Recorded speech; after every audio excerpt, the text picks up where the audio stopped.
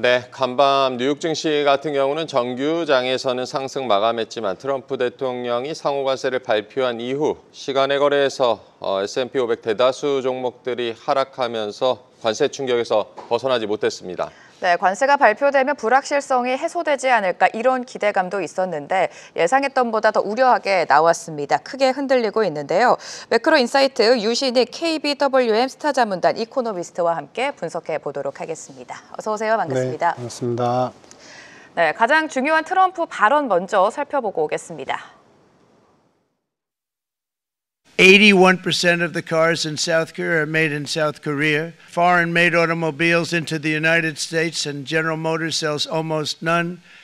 Ford sells very little. None of our companies are allowed to go into other countries. That's why, effective at midnight, we will impose a 25% tariff on all foreign-made automobiles. 네, 자동차 관세에 대한 언급도 보고 오셨는데 전 세계가 주목한 트럼프 관세가 발표가 됐습니다. 박사님, 이번 발표에서 가장 주목해서 보신 부분은 어떤 부분입니까? 아직 딜의 영역이 끝나지 않았구나. 우리는 트럼프의 워딩과 이제 나왔던 우리의 세율 25% 네. 민감하죠. 되게 중요한 숫자이긴 합니다. 근데 이 숫자하고 우리 워딩에 대해서 굉장히 민감하게 반응하지만 행간의 의미와 스트림을 읽어야 된다. 근데 지금은 아직도 딜이 끝나지 않았고 딜을 좀 세게 하고 있다. 그런데 중국은 좀 얘기가 다르다. 중국에 대해서는 영구적 무역관계를 갖다가 철회함과 동시에 MFN이라고 하는 네. 최혜국, 가장 우대가 될 수 있는 세율을 적용하는 국가의 기준에서 당신들도 세율을 가장 좋게 해줄게 라는 기준을 아예 없애버리기로 했어요. 그 얘기인즉슨 뭐냐면 차후에 중국 관련되는 관세 정책이나 실질적인 교육 정책은 아예 차단으로 갈 것이다. 그 전에 지금의 메인스트림은 뭐냐면은 그 외에 중국 이외의 국가들이 이런 관세에 상한선을 주었으니 어떻게 미국에 기여하고 미국 투자에 얼마나 기여해서 기술의 오너십에 얼마나 도움을 줄 것이냐, 그것에 따라서 관세율을 충분히 낮출 수도 있고 혹은 더 확장적으로 좀 확대 해석을 하면은 면제도 가능할 것이다라는 범위를 다 열어놓으셔야 된다라는 것입니다. 네, 3월 중순이었죠. OECD가 한국에 대해서 트럼프 관세 불확실성에 큰 타격을 받을 수 있을 것이다. 이렇게 전망하면서 경제 성장률을 하향하기도 했습니다. 이번 관세 발표와 관련해서 박사님께서는 우리의 성장률에 어디까지 영향이 있다라고 보십니까? 말씀드린 바와 같이 아직은 딜의 영역이기 네네. 때문에 이것이 모든 것이 네거티브로 와서 한국도 무조건적으로 자동차, 반도체, 주요 수출 산업들이 다 다운그레이드 된다라고 보지는 않습니다. 왜냐하면 이 흐름을 보셔야 된다고 말씀을 드렸는데, 자, 이번에 관세율이 보편 관세는 10%입니다. 네. 그런데 지금 중국은 34%, 그리고 중국이 미국한테 부과하는 관세가 67%라고 얘기를 했는데, 이 세율은 뭐냐면 바로 그러니까 특정 품목에서 가장 높은 거를 가져온 거예요. 웨이티드 웨버리지, 그러니까 평균적인 그 숫자가 아니라 가장 공격적인 숫자만 가져오고, 그리고 그래서 우리 미국도 이렇게 매길게. 한국은 어떻게 되냐면 25%를 매기는데 당신들 한국은 우리 미국한테 50%를 매기잖아. 이것도 공격적인 관세 품목을 특정화해서 얘기를 한 겁니다. 즉 이 이야기는 뭐냐면 이렇게 관세 상한선을 매기고 그 다음에 그 전에 있었던 무역 확장법 가지고서 그동안에 계속 딜을 해왔던 품목이 뭐냐면 철강, 자동차, 의약품, 반도체예요. 거긴 빠졌던 게 관세를 안 매기겠다는 게 아니라 거긴 그거대로 딜을 하고 있으니까 네. 그거 관세는 나중에 책정이 최종될 거야. 그런데 지금 모든 품목을 모든 국가별로 다 하기에는 너무 많습니다. 그러니까 일단 기준선을 정하고 여기서 다운그레이드를 시킬 수 있는지 여부를 판단하겠다라는 것인데, 지금 관건은 제가 앞서도 말씀드린 것처럼 중국과의 영구적 무역관계 철회가 가장 크리티컬하다 말씀드렸는데, 그거는 단기적으로 중국산 물건, 저가형 디스플레이, 저가형 기계, 화학 이런 것들을 안 쓰겠다는 거예요. 그러면은 아주 쉽게 말씀드리면은 중국이 사실은 그런 상품에 대해서는 가성비가 제일 좋았고 미국이 대체할 수가 없습니다.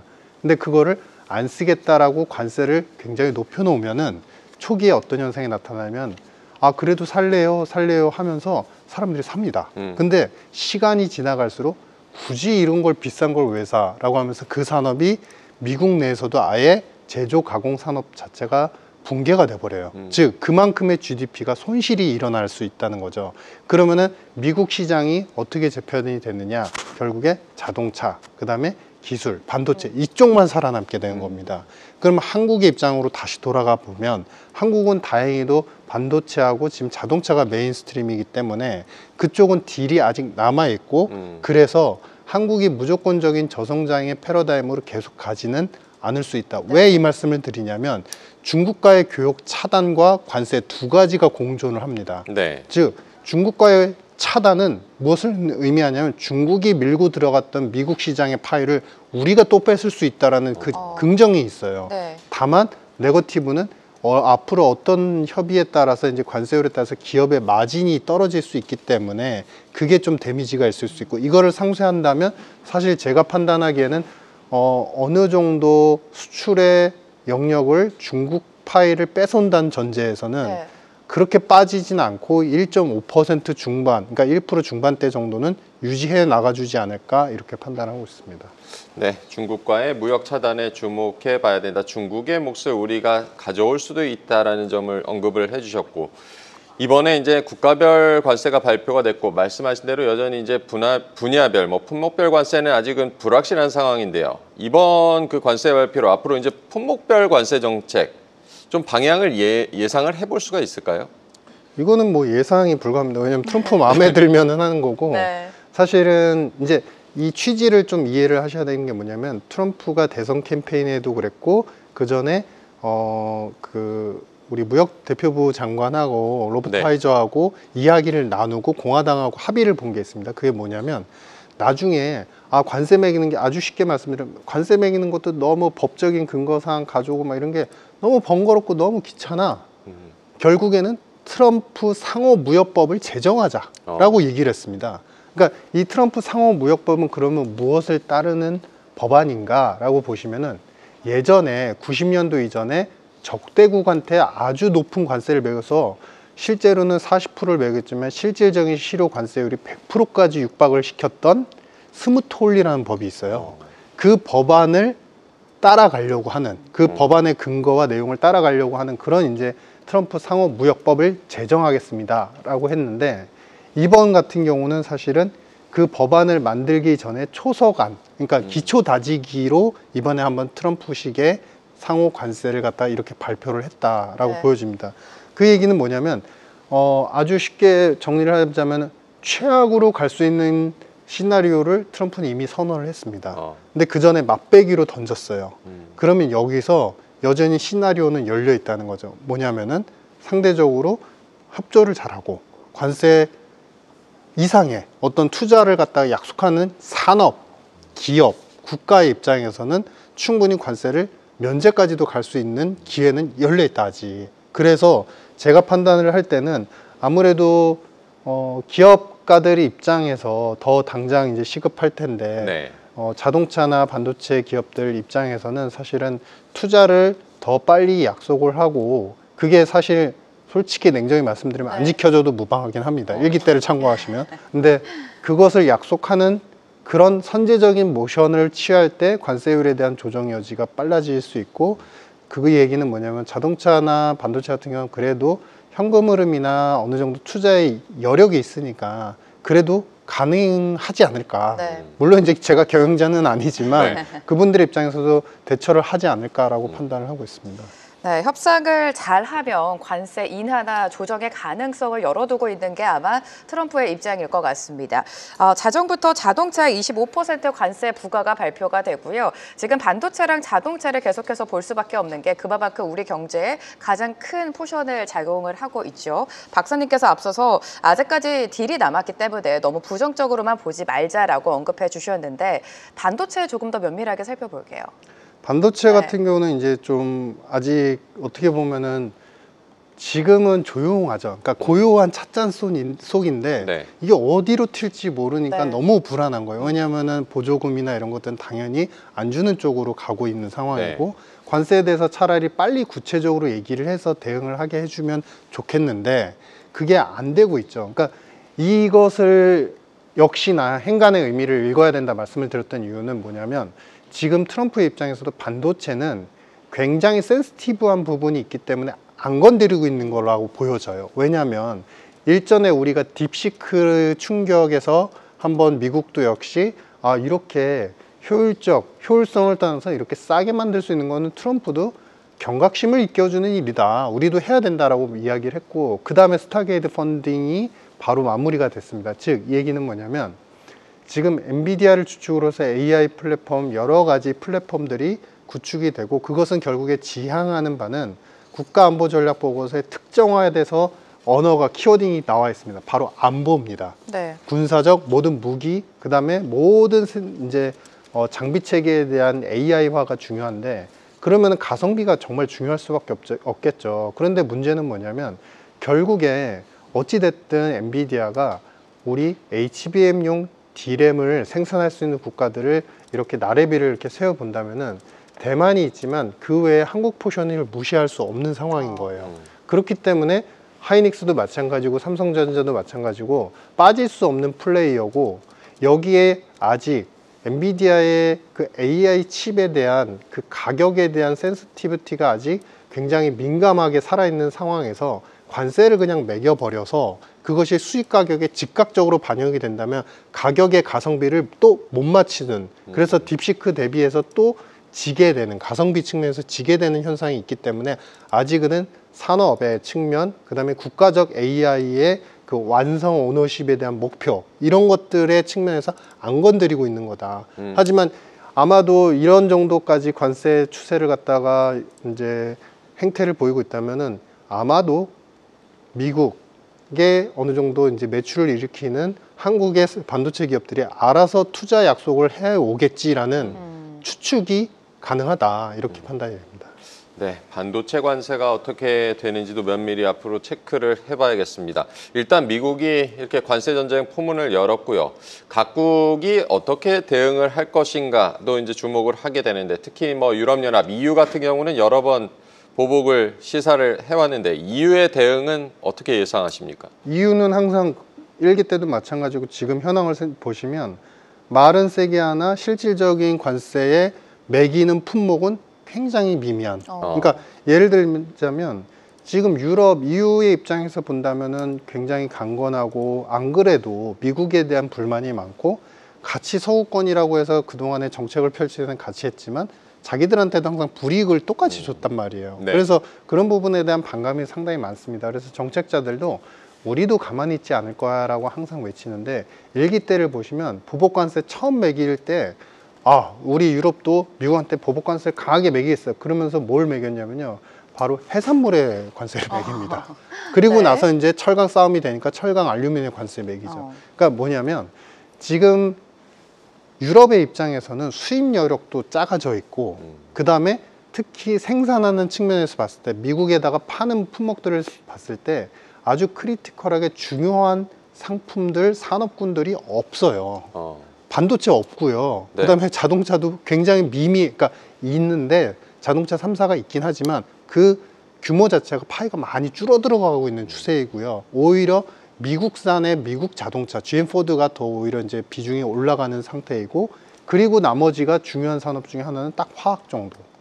근데 화학에 대해서는 우리가 미국의 어떤 임플리케이션, 이번에 신호를 보시면 중국하고 거래를 끊겠다는 거는 중국의 화학 분야에 대한 소재는 미국에서 대체 불가능합니다. 네. 그러면은 어디서 찾아야 되냐면 독일에서 찾아야 되거든요. 근데 끊겠다는 거예요. 그러니까 화학 산업을 어찌 보면은 극단적 시나리오로 우리 자체적인 생산 캐파는 아예 말려주시겠고 쓰지 않고, 만약에 필요할 경우는 비싼 가격으로도 소액만 사오겠다. 왜냐? 그것이 제조업 생산과 수입의 비중에서 보면은 비중 자체가 굉장히 미미해요. 1%도 안 됩니다. 그렇기 때문에 그 산업에 대해서는 아예 신경을 안 쓰고 끊어버리겠다. 단도직입적으로 그런 선언을 한 것이다.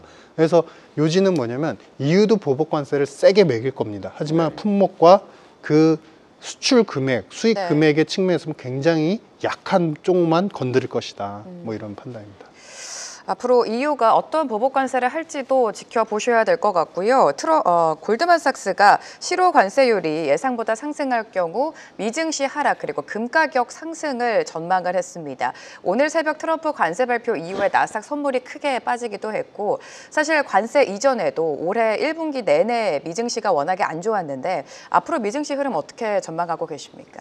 그냥 옆으로 갈 것 같습니다. 횡보를 할 것이다. 네. 왜냐하면은 우리가 이제 관세에 대한 부분들은 아주 쉽게 얘기하면은 관세율을 매기는 만큼 예를 들어서 애플이 인도에서 생산을 합니다. 근데 생산하는데 거기서 관세를 맞게 돼서 그러니까 관세를 맞고 그것이 인도 생산 물건들이 미국에서 팔리게 되면 그 관세율만큼 이익이 줄어드는 거예요. 네. 그러면은 미국 기업들조차도 지금은 다국적화되어 있고 다른 국가에서 생산하는 그런 생산 기지들이 많기 때문에 불이익이 직간접적으로 다 동시에 올 수가 있는 거거든요. 근데 중요한 거는 뭐냐면 지금 트럼프의 관세는 이것도 시리즈물로 나와 있습니다. 대선 캠페인 때 그리고 국가안보 전략보고서 시리즈물로 정확히 나와 있는데요. 이 계산이 뭐냐면 관세를 매기게 되면요. 보편 관세 10% 기준일 때입니다. 이 10% 기준일 때 4년 동안 2조 5천억 달러의 그러니까 서로 뭐 보복 관세를 매기고 뭐 데미지가 이런 거는 이제 차치하고 네. 그냥 러프하게 이제 추정을 단순화해서 계산해 보면 2조 4천억 달러 정도의 4년 동안의 그 세입이 거치게 돼요. 관세 수입이. 네. 근데 그러면은 그 이면에 뭐가 있느냐? 그걸 걷어들여서 재정과 지금 부채에 대한 부담들이 이제 트럼프도 많이 느끼고 있는 상황인데 우리가 세금 감면, 일자리 창출 정책, 그 다음에 또 한 가지 패키지가 뭐죠? 지금 연방정부의 계류 중인 법안이 뭐냐면 상업은행들의 미국 상업은행들의 BRC 비율을 낮추는 완화시키는 정책입니다. 이건 도드 프랭크를 완전히 철폐해서 위험하게 투자하고 대출을 일으키겠다는 얘기거든요. 즉 대규모 금융 부양 정책이에요.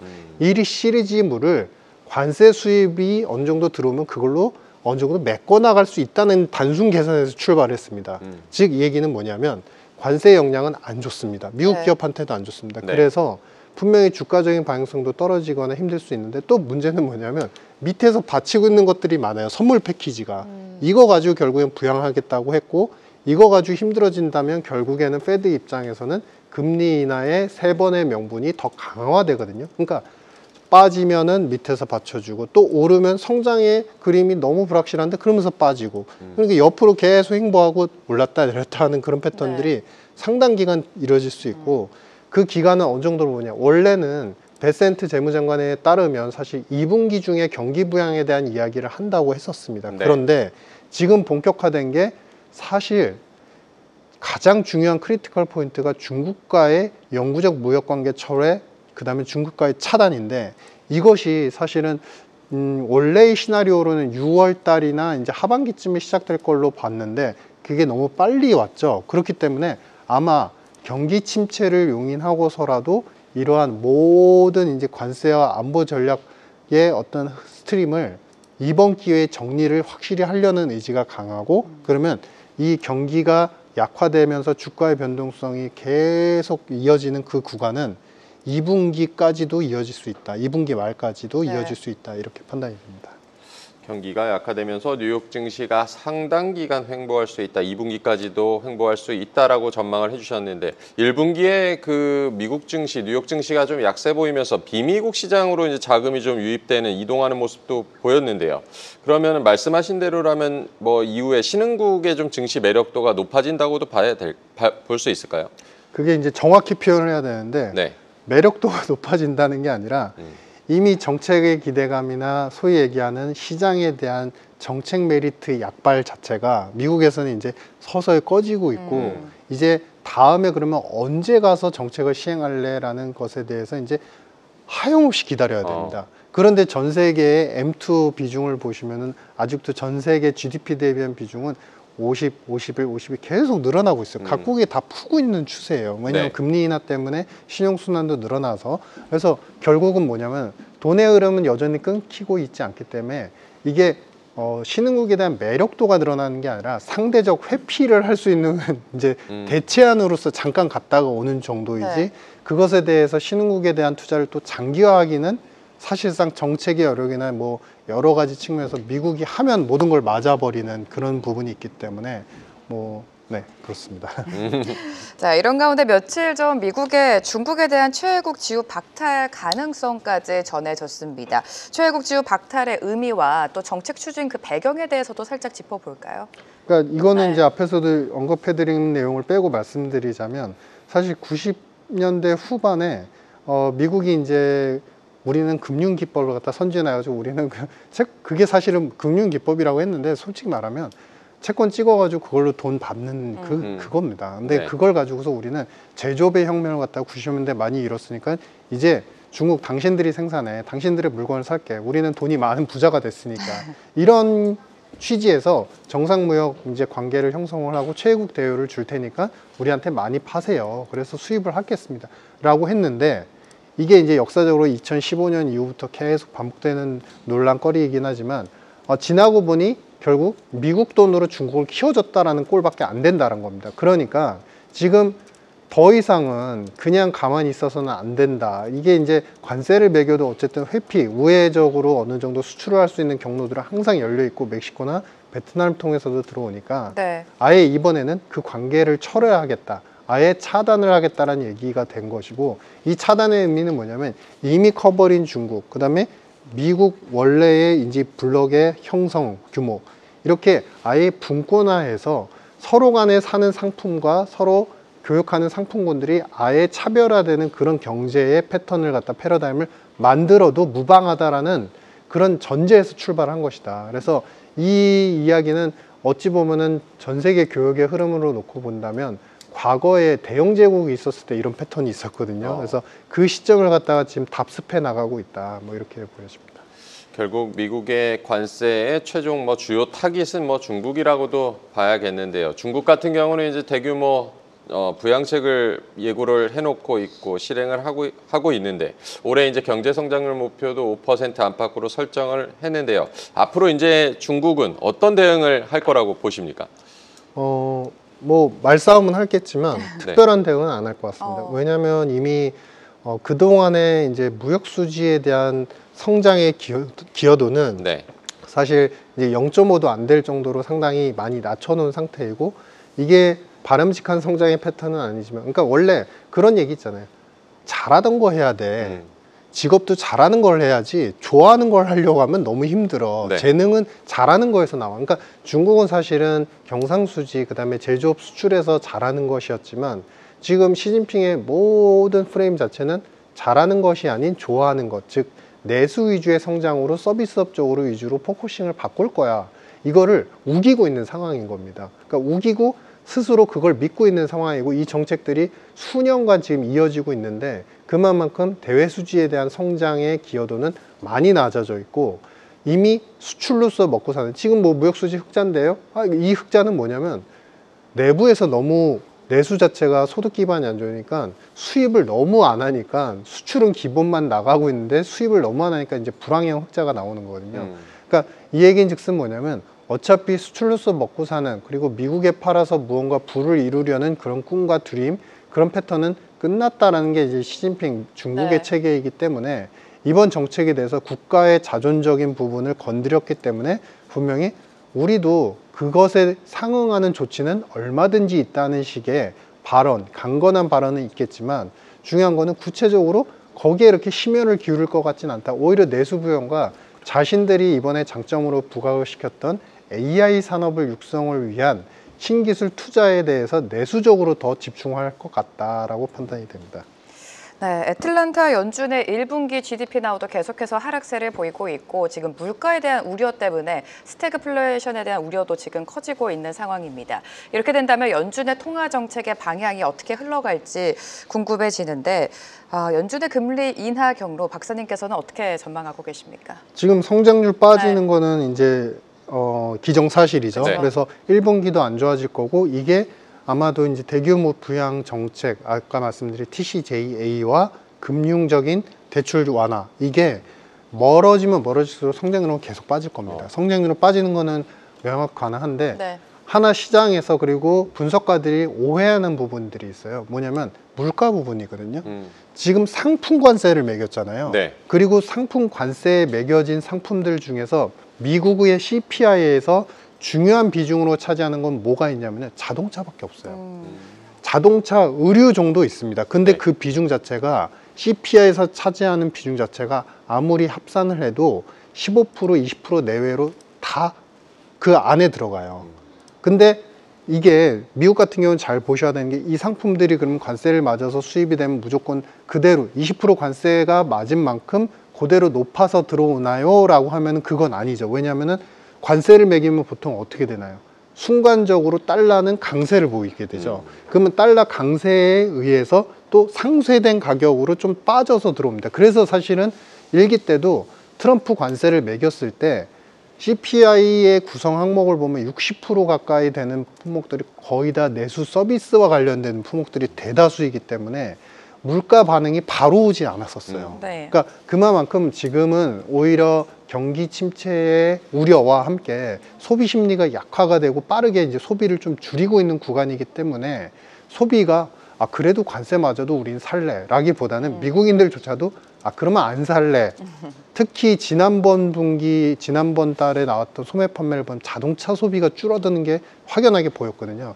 그래서 그것을 감안해 본다면은 CPI는 오히려 횡보하거나 안정화될 것 같다. 지금 관세 때문에 스태그플레이션이 온다는 거는 그럼에도 불구하고 너무나 상품들을 다 산다라는 전제입니다. 그래서 그거는 전제 자체가 좀 잘못돼서 페드의 금리 인하의 경로는 여전히 유효하고 보수적으로 보면 2번, 여전히 강하게 침체가 온다고 한다면 3번 정도는 충분히 가능하다 이렇게 보고 있습니다.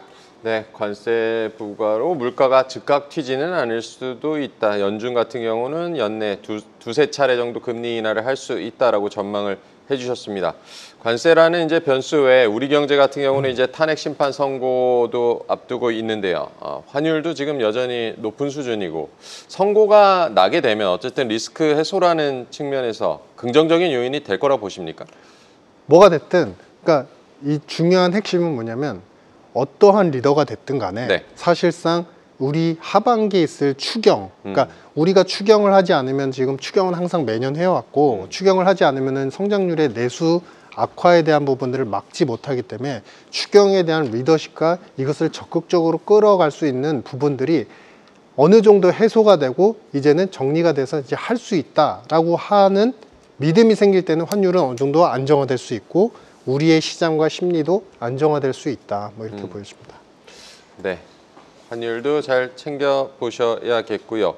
지금 이제 우리 한국은행 같은 경우는 금통이 4월 이번 달에 있는데 어떤 결정을 내릴 거라고 보십니까? 한 스텝은 좀 쉬었다 갈 수 있을 거라고 봅니다. 왜냐하면 환율의 상승폭과 상승한 상황에서의 기간이 너무 좀 지속성이 너무 오래되고 있기 때문에 지금 경기 침체나 우리 한국의 불안에 대해서는 분명히 신경을 쓰고 있지만 스텝을 한 번 쉬고 또 인하의 여력이나 인하의 가능성은 충분히 좀 열 수 있는 그런 여건이다.